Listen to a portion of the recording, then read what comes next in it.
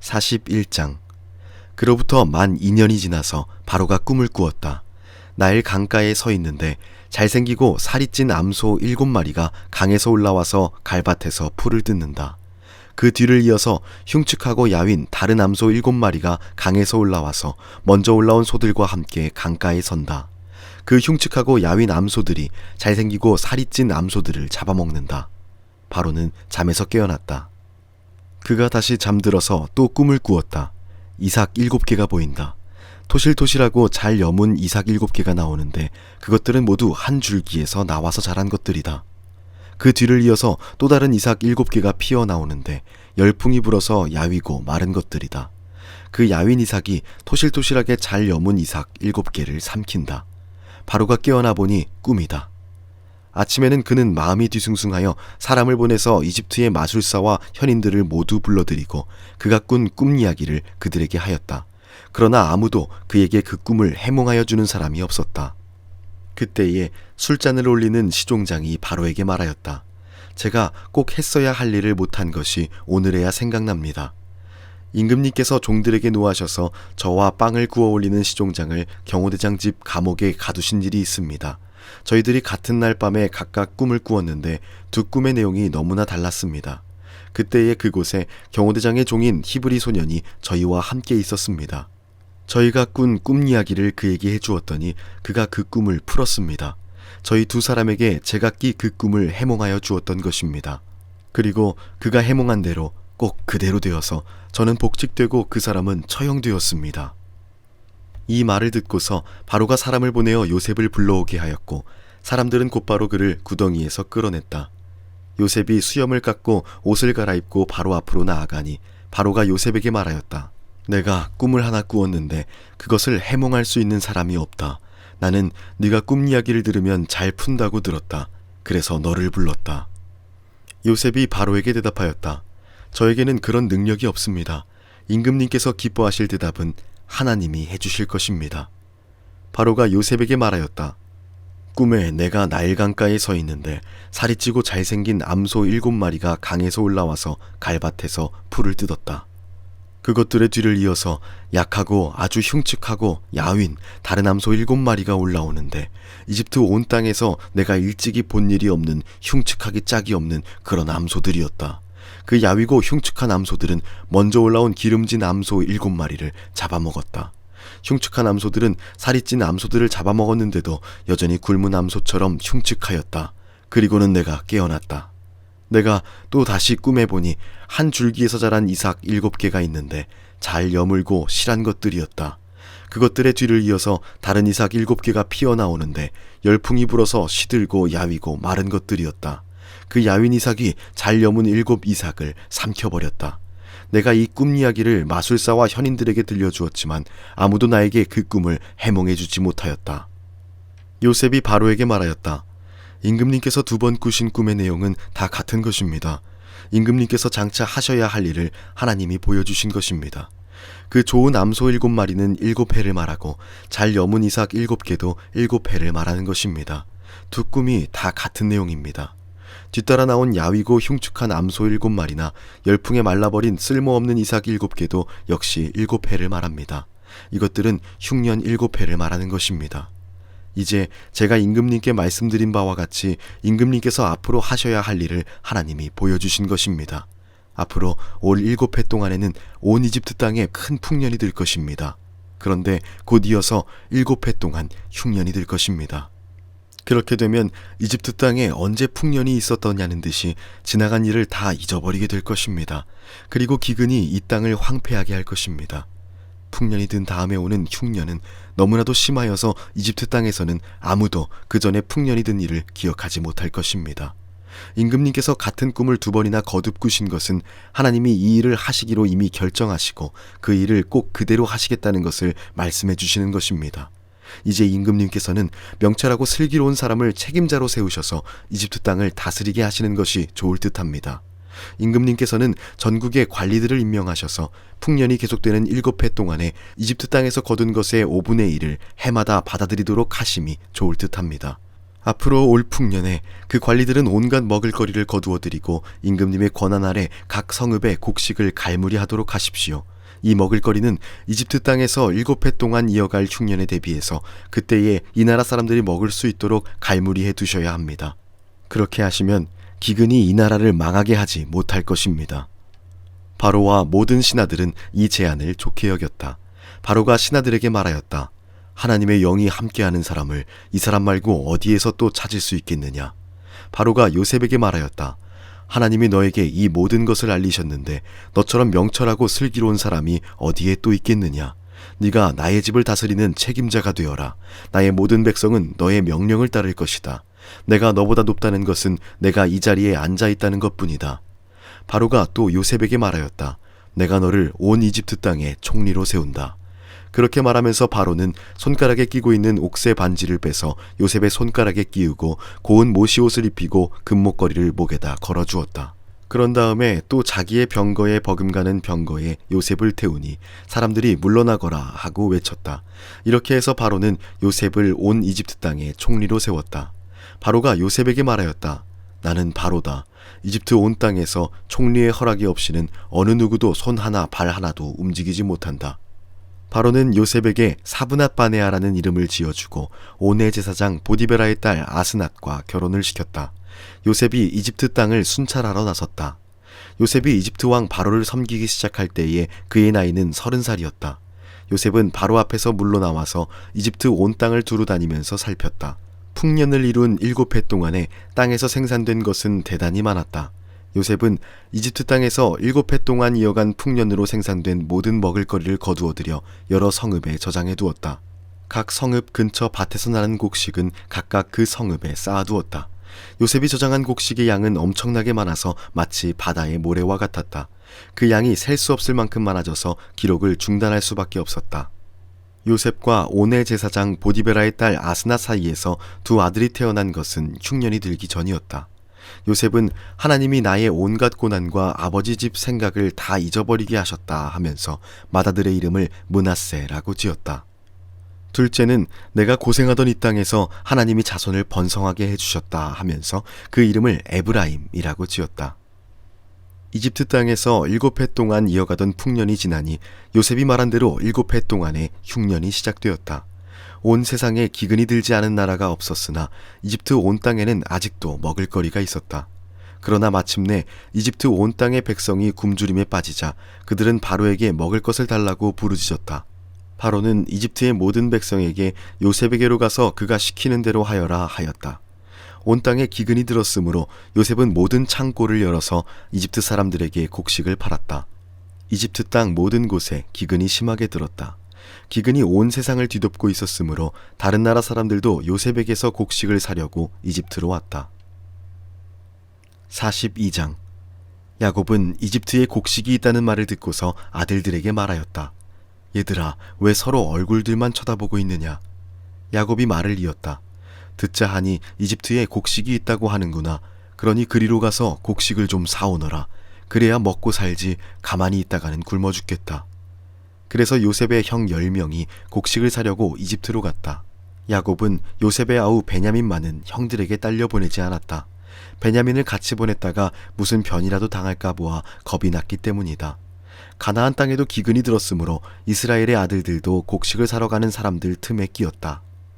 그때의 요셉은 나라의 총리가 되어서 세상의 모든 백성에게 곡식을 파는 책임을 맡고 있었다. 요셉의 형들은 거기에 이르러서 얼굴을 땅에 대고 엎드려 요셉에게 절을 하였다. 요셉은 그들을 보자마자 곧바로 그들이 형들임을 알았다. 그러나 짐짓 모르는 채 하고 그들에게 엄하게 물었다. 너희는 어디에서 왔느냐? 그들이 대답하였다. 먹을거리를 사려고 가나안 땅에서 왔습니다. 요셉은 형들을 알아보았으나 형들은 요셉을 알아보지 못하였다. 그때의 요셉은 형들을 두고 꾼 꿈을 기억하고 그들에게 말하였다. 너희는 간첩이다. 이 나라의 허술한 곳이 어디인지를 엿보러 온 것이 틀림없다. 그들이 대답하였다. 아닙니다, 총리어른. 소인들은 그저 먹을거리를 사러 왔을 뿐입니다. 우리는 한 아버지의 자식들입니다. 소인들은 순진한 백성이며 간첩이 아닙니다. 그가 말하였다. 아니다. 너희는 이 나라의 허술한 곳이 어디인지를 엿보러 왔다. 그들이 대답하였다. 소인들은 형제들입니다. 모두 12입니다. 가나안 땅에 사는 한 아버지의 아들들입니다. 막내는 소인들의 아버지와 함께 있고 또 하나는 이렇습니다. 요셉이 그들에게 말하였다. 내 말이 틀림없다. 너희는 간첩이다. 그러나 너희가 진실을 증명할 길은 있다. 바로께서 살아계심을 두고 맹세한다. 너희가 막내 아우를 이리로 데려오지 않으면 너희는 여기에서 한 발자국도 벗어나지 못한다. 너희 가운데서 한 사람을 보내어 너희 집에 남아있는 아우를 이리로 데려오게 하고 나머지는 감옥에 가두어 두겠다. 나는 이렇게 하여 너희가 한 말이 사실인지를 시험해 보겠다. 바로께서 살아계심을 두고 맹세한다. 너희가 그렇게 하지 못하면 너희는 간첩이라는 누명을 벗지 못할 것이다. 요셉은 그들을 감옥에 사흘 동안 가두어 두었다. 사흘 만에 요셉이 그들에게 말하였다. 나는 하나님을 두려워한다. 너희는 이렇게 하여라. 그래야 살 수 있다. 너희가 정직한 사람이면 너희 형제 가운데서 한 사람만 여기에 갇혀있고 나머지는 나가서 곡식을 가지고 돌아가서 집안 식구들이 허기를 면하도록 하여라. 그러나 너희는 반드시 막내 아우를 나에게로 데리고 와야 한다. 그래야만 너희의 말이 사실이라는 것을 증명할 수 있을 것이며 너희가 죽음을 면할 것이다. 그들은 그렇게 하기로 하였다. 그들이 서로 말하였다. 그렇다. 아우의 일로 벌을 받는 것이 분명하다.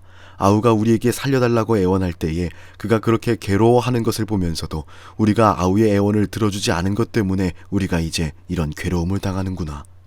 르우벤이 그들에게 대답하였다. 그러기에 내가 그 아이에게 못할 짓을 하는 죄를 짓지 말자고 하지 않더냐. 그런데도 너희는 나의 말을 들은 채도 하지 않았다. 이제 우리가 그 아이의 핏값을 치르게 되었다. 그들은 요셉이 통역을 세우고 말하였으므로 자기들끼리 하는 말을 요셉이 알아듣는 줄은 전혀 알지 못하였다. 듣다 못한 요셉은 그들 앞에서 잠시 물러가서 울었다. 다시 돌아온 요셉은 그들과 말을 주고받다가 그들 가운데서 시므온을 끌어내어서 그들이 보는 앞에서 끈으로 묶었다. 요셉은 사람들을 시켜서 그들이 가지고 온 통에다가 곡식을 채우게 하고 각 사람이 낸 돈은 그 사람의 자루에 도로 넣게 하고 또 길에서 먹을 것은 따로 주게 하였다. 요셉이 시킨 대로 다 되었다. 그들은 곡식을 나귀에 싣고 거기를 떠났다.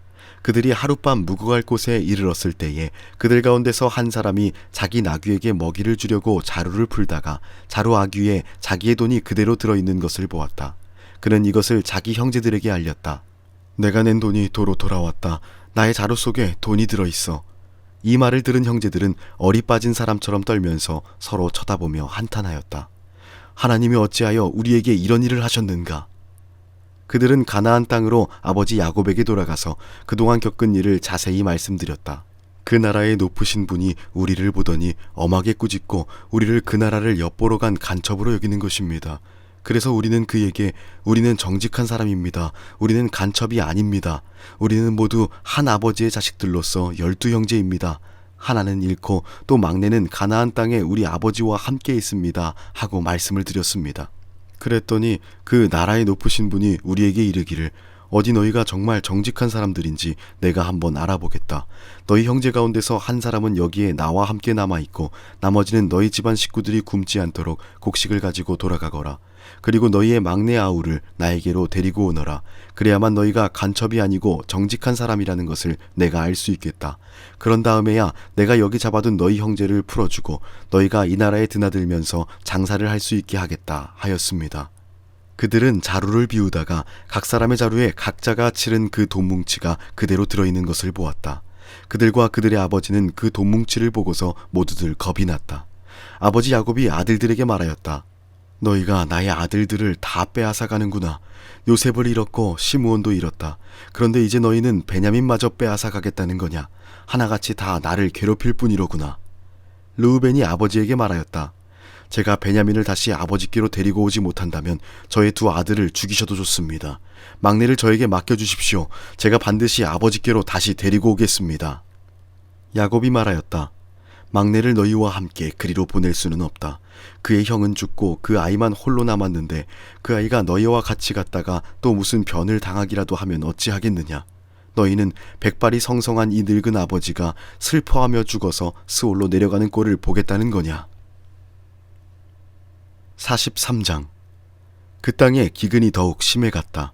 그들이 이집트에서 가지고 온 곡식이 다 떨어졌을 때에 아버지가 아들들에게 말하였다.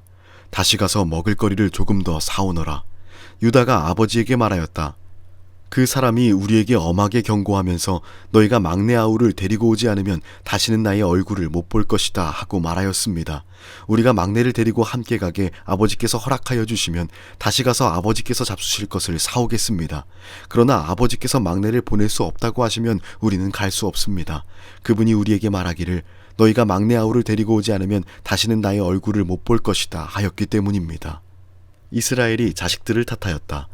어찌하려고 너희는 아우가 있다는 말을 그 사람에게 해서 나를 이렇게도 괴롭히느냐? 그들이 대답하였다.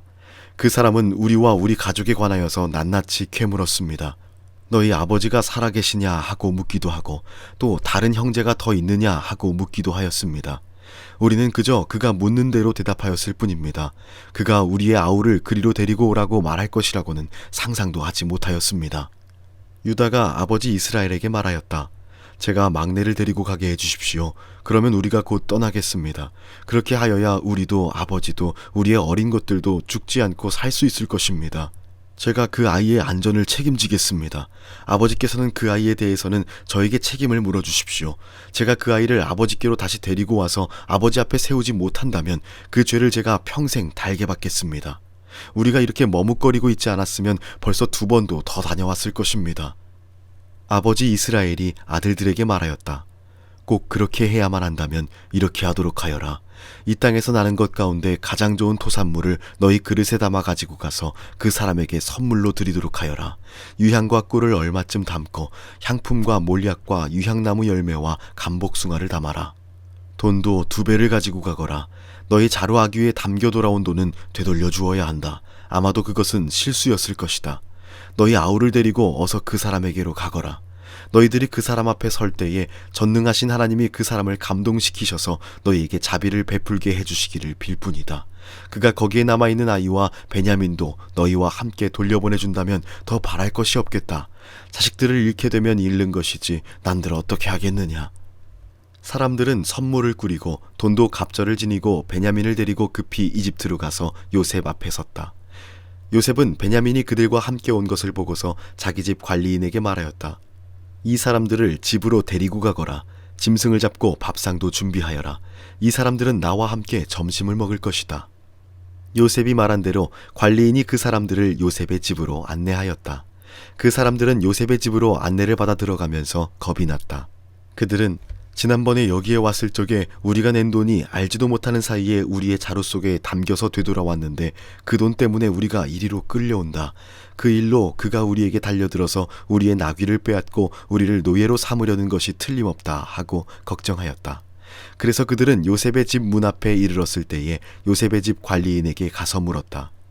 우리는 지난번에 여기에서 곡식을 사간 일이 있습니다. 하룻밤 묵어갈 곳에 이르러서 자루를 풀다가 우리가 치른 돈이 액수 그대로 우리 각자의 자루 아귀 안에 고스란히 들어있는 것을 보았습니다. 그래서 우리가 그것을 다시 가지고 왔습니다. 또 우리는 곡식을 살 돈도 따로 더 가지고 왔습니다. 우리는 누가 그 돈을 우리의 자루 속에 넣었는지 모릅니다. 그 관리인이 말하였다. 그동안 별거 없으셨는지요? 걱정하지 마십시오. 댁들을 돌보시는 하나님, 댁들의 조상을 돌보신 그 하나님이 그 자루에 보물을 넣어주신 것입니다. 나는 댁들이 낸 돈을 받았습니다. 이렇게 말하면서 관리인은 시므온을 그들에게로 데리고 왔다. 관리인은 그 사람들을 요셉의 집 안으로 안내하고서 발 씻을 물도 주고 그들이 끌고 온 나귀에게도 먹이를 주었다.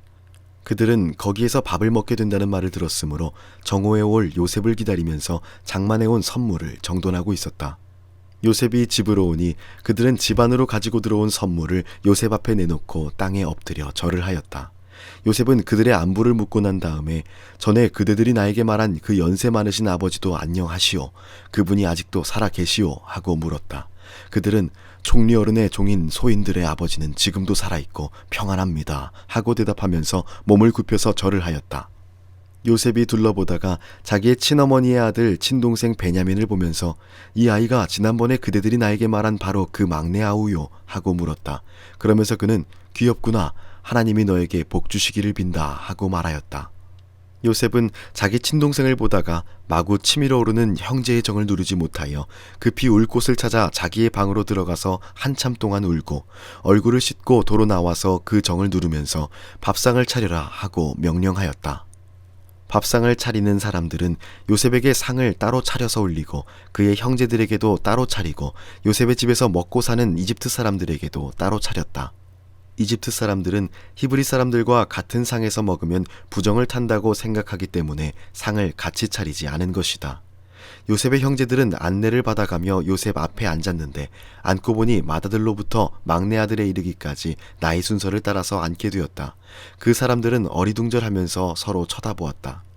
각 사람이 먹을 것은 요셉의 상에서 날라다 주었는데 베냐민에게는 다른 사람보다 5몫이나 더 주었다. 그들은 요셉과 함께 취하도록 마셨다. 44장.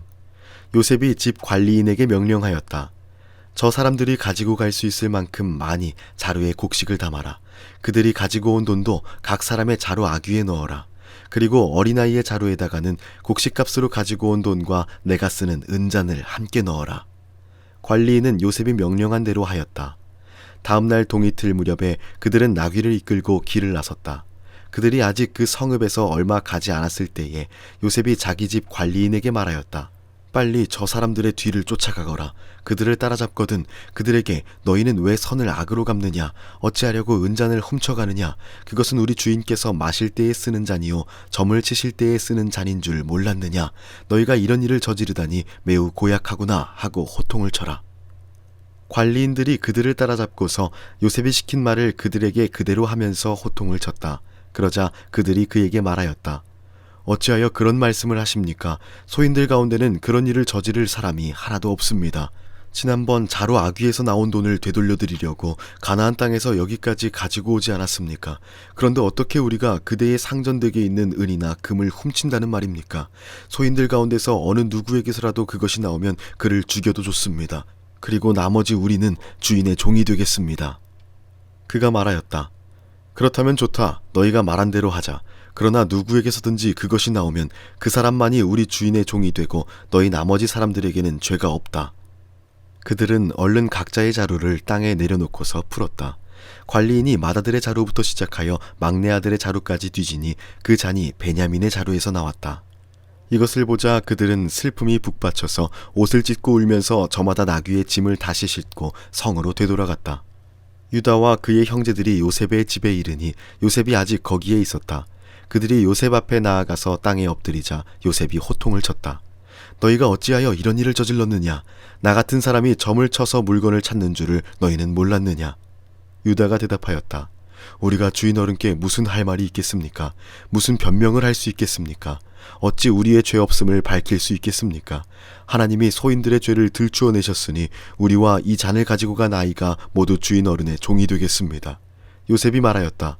그렇게까지 할 것은 없다. 이 잔을 가지고 있다가 들킨 그 사람만 나의 종이 되고 나머지는 평안히 너희 아버지께로 돌아가거라. 유다가 그에게 가까이 가서 간청하였다.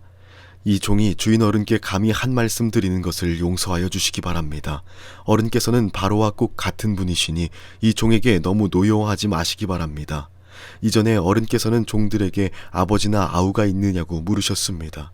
그때의 종들은 늙은 아버지가 있고 그가 늙음하게 얻은 아들 하나가 있는데 그 아이와 한 어머니에게서 난 그의 친형은 죽고 그 아이만 있기 때문에 아버지가 그 아이를 무척이나 사랑한다고 말씀드렸습니다.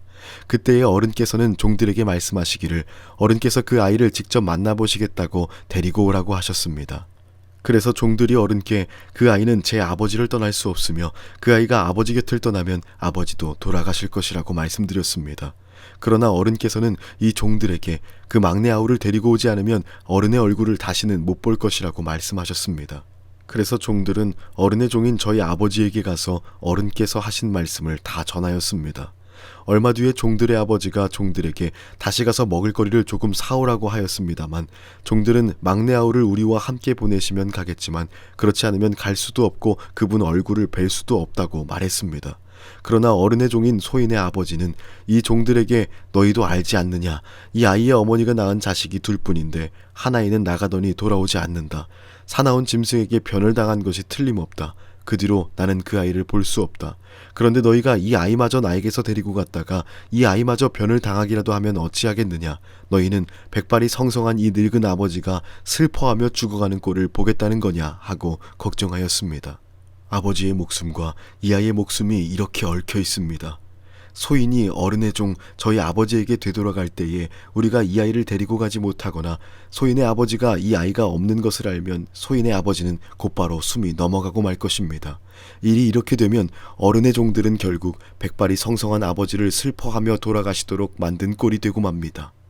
어른의 종인 제가 소인의 아버지에게 그 아이를 안전하게 다시 데리고 오겠다는 책임을 지고 나섰습니다. 만일 이 아이를 아버지에게 다시 데리고 돌아가지 못하면 소인이 아버지 앞에서 평생 그 죄를 달게 받겠다고 다짐하고 왔습니다. 그러니 저 아이 대신에 소인을 주인 어른의 종으로 삼아 여기에 머물러 있게 해주시고 저 아이는 그의 형들과 함께 돌려보내 주시기를 바랍니다. 저 아이 없이 제가 어떻게 아버지의 얼굴을 뵙겠습니까? 그럴 수는 없습니다. 저희 아버지에게 닥칠 불행을 제가 참아 볼 수 없습니다.